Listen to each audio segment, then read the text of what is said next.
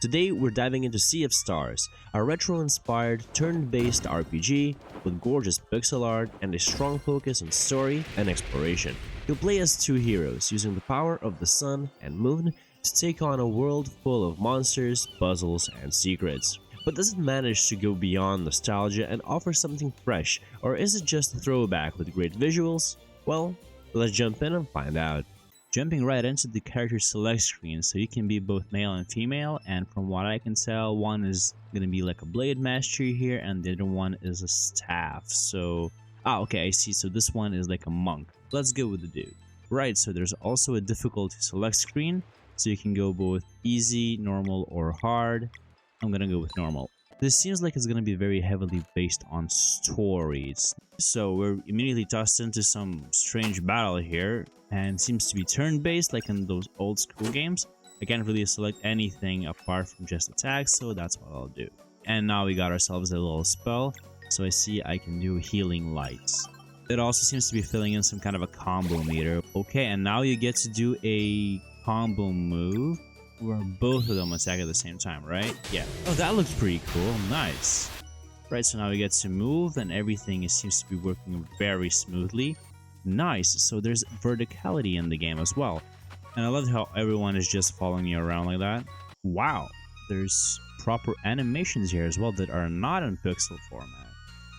So I guess when you leave the main settlement, you kind of get put into this 2D map area to travel around between points of interest. It seems that the game is really heavily based on story. And now we get to see our very first actual mob, not just a training dummy. Those basically look like snails that are on shrooms. Alright, actual battle time. So it seems that you can select which enemy you're gonna fight, and the timer seems to represent when which enemy is going to attack. I have a feeling we were not meant to win this fight. They just one-shot us and we're doing basically nothing. It seems now we're kind of going through a basic training montage, learning our skills. Okay, so I thought that we were just going to go through the combat basics the way we did before in the beginning of the game. But it seems that if you hit enemies with a certain combo or at a certain time, you're going to increase damage or improve your defense rate, whatever. It's actually quite difficult to get the timing right of the attack, but I think I could get the hang of it in an hour or even less as long as I get some combat practice. Interesting, so magic has a different combat style. So basically you have to prevent the spell from happening, and you have these kind of 4 locks here that you can see. You don't know which type of attack is going to unlock which part, so you have to kind of guess around. Sunball, hold for power. Okay, so that was cool. So you can actually charge your spells for boosted damage. Okay, Moonbrang. Do I have to charge this one too? Never mind, you just have to ping pong this shit. Interesting. The spells are so interesting in this game. And it seems that when you land regular attacks, your MP slowly regenerates. Time for the final test. So it seems like the very final test is not going to be like a regular test. It's more like going to a mini basic dungeon. There's also some cool little platforming puzzles here. That's nice. I can already see that this game is going to have some really interesting puzzles down the line. If this is like the basics tutorial area, god damn, I can imagine how good it's going to be later on. Boss battle time, if I've ever seen one. And he's gonna shuffle weaknesses. Okay, now he has a weakness of slashing damage. So let's go with this. Now, magic. And that's it for the little boss. Cool. That was a pretty cool little intro. I mean, we got ourselves all the basic skills that we need, and it was done in a very nice way. And it seems we also leveled up. Considering the fact that our magic is by default gonna be stronger than our physical hits, I think making our basic attacks stronger is gonna be a good thing, so let's go with this. It seems like we're back in that very first cave where our little friend lost his eye. A bit of puzzles and environment changes. It seems this game is also implementing a bit of a rest stop thing to restore your health and mana.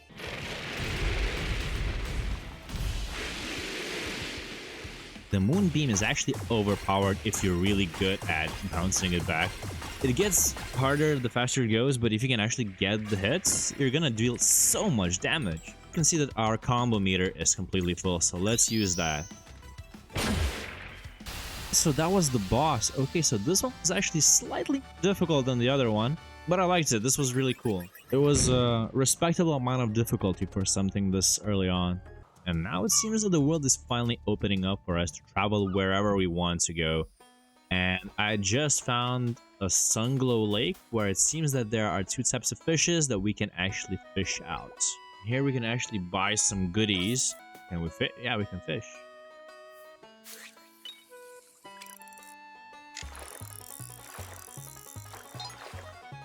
We got ourselves one. Well, here it is. He's back. This is actually super adorable, and the whole campfire aesthetic with the Sunglow now, it's just really nice. You can even see the lighting effects working in the game's favor quite a bit. And that's level 3. Time to get ourselves a nice boost again. Well, this game definitely does not lack in different environments. So far, they've all been really nicely done, and the story itself is actually really well paced. So the combat itself seems to be getting more and more deep as we go along with the game. Now we've unlocked boosting, which is like an additional little step you can take for additional spells or extra damage. With all that AoE, I think this boss is going to be quite hard to beat. And that's it. Wow, okay, so I lost against that guy.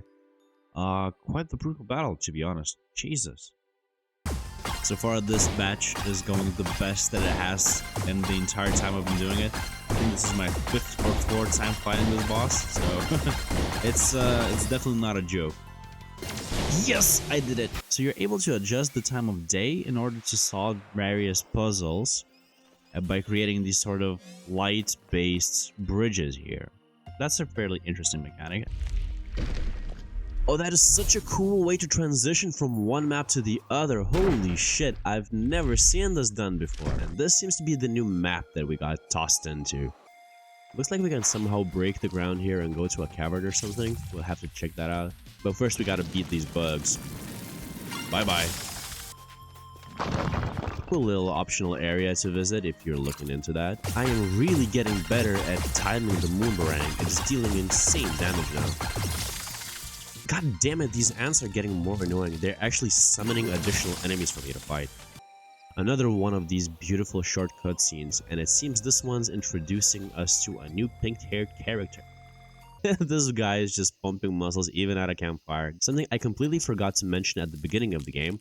When you are resting at a campfire like this, you can use all the fish and veggies and all the things you collected to cook up a meal.